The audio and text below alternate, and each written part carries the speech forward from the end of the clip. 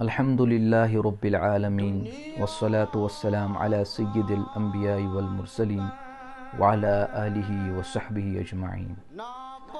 दोस्तों बुजुर्गों, बाज़ मसरूफियात और क्या मशगूलियात अम बाइस हेकन जल्दी तुह ब्रोट कन यिथ कह युस यह सवाल जवाबुक अस आसान थोमुत प्रोग्राम नशिस्त। अल्हम्दुलिल्लाह आफियत गई वारिया हदस तामत, लिहाजा वारिया सवाल ब्रोट कुन तथ मज कर क्या सवाल मुंतखब यमुक जवाब करो तुह ब्रोट कन पेश। गोडनुक सवाल यह कि युस गैर आलिम आसान, आलिम क्या मुस्तनद, यह हेक्या मसाइल बयान करित, चाहे जुम्हस पे, चाहे बे कुन मजलिस मज या सोशल मीडिया एतबार। अमुक जवाब यह कि अगर ये कुन मुस्तनद का मोतबर किताब आसे मुस्तनद तथ पे अगर ये किताब मन लिखित ती पढ़ान, अगर अत हदस तामत बयान करान पन्ने एतबार कहन इजाफ करान न पन्ने एतबार यह तशरी करान, अत उलमाए किराम इजाजत दिवान, तेल जायज़, लेकिन पन्ने एतबार गोस न कहन त तशरी कर।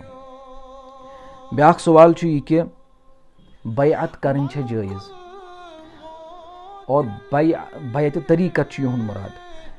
बैअत अत क्या दर्ज शरीयतस मज, बैअत करन क्या यह फर्ज वाजिब छा सुन्नत छा क्या छा।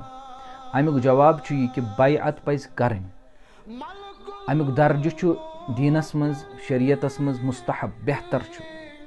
अत मन वारिया हदस ताम इंसान शरीयत पाबंदी करान, नफ्स मुखालफत करान, मगर सह गोस आसुन वाकई सह शेख गोस आसुन शरीयत पाबंद, सह गोस आलिम दीन आसुन, सह गोस आबिद जाहिद आसुन, तिल वारिया ज़्यादा फायदा दिवान। बैअत पज़ करन।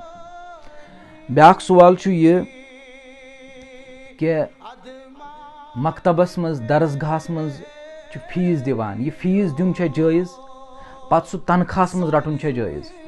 अमुक जवाब यह कि बिल्कुल अत मन कहन कहन हर्ज, फीस दिन पत सह रटन तनखास मज, अत मन कहन हर्ज। तो यमो सत्मुत ब्याक सवाल कि निकाह खानी पे उजरत रटन जायज़, निकाह खानी पे उजरत रटन बिल्कुल तथ गुंजाइश, तथ सह जायज़। बे यमो थोमुत अत ब्याक सवाल यह कि निकाह पत सा काम करान कमेटी वाल, मस्जिद कमेटी वाल, यमन निकाह आसान तिमन पत पोंस हेवान जबरन कि खुशी छो लिहाजा तुह दियो सा वह क्या हदिया अस कुनत। यह गोस थवन याद कि जबरन कंस हेन क्या, अगर तिम 10 रुपये आसन सह तुहद खतर हलाल आसान क्या। हाँ तिम दिन पन्ने खुशी सह ठीक, लेकिन यह कानून बनावन कि यथ मस्जिद पाकस मज येम सा निकाह पोर तो तमिस जरूरी दिन यूता हदिया, तमिस लाजिमन यह शरीयतस मज मुनासिब तो जायज़ क्या, और तिमन खतर यह हलाल क्या। पन्ने खुशी दिन तथ मन कहन त हर्ज।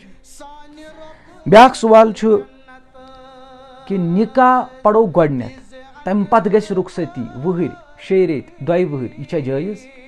हाँ अत मन कह हर्ज, अत मज क्या, बल्कि अगर कथ रट, कथ युथी रट तम पत ये निशान आसान, ये वारिया रसूमात आसान, ये क्या युथी निशान करान यम समझान शायद अच्छी बाज वन, हालांकि वन अमिस अजनबी, यह अमिस बीवी बनावन क्या, वन अमिस अजनबी, यथ अमिस बाकी गैर महरम, यथ ये गैर महरम, लेकिन यम तमे एतबार पानस अकिस फिजिकली और कथ एतबार सो ताल्लुक करान कायम जन बाज आसान। लिहाजा बेहतर तह कि अगर इन मजबा गैप निकाहस वन शरेत वरी, यम थन गोडनेथ निकाह पड़ित, ताकि वह अगर यम कथ तन सह वन गुनाह क्या, सह इन खतर जायज़। और आज अक्सर गुनाह अमे एतबार गसान, लिहाजा यमिस बासान यकीनन सह खाल कह वली खुदा यमिस कथ रटन सह कर पत कथ क्या, सह दप वन मेनिस हुक्मस मज गैर महरम। लिहाजा बेहतर तो अफजल यह कि यमिस मजबा गैप आसे सह पड़न गोडनेथ निकाह, ताकि वह अगर यम कथ ति करन सह गुनाह कह वरना दोस्तो यम कथ करन या बे क्या करन यम तमिक वबाल तमिक सजा यमन जिंदगी मज त तुलन आखरतस मज त और यह यहंदिस मालिस तो माज त बराबर गुनाह यह बेहतर तो अफजल बल्कि यह कर गोडनथ थवन निकाह पड़ित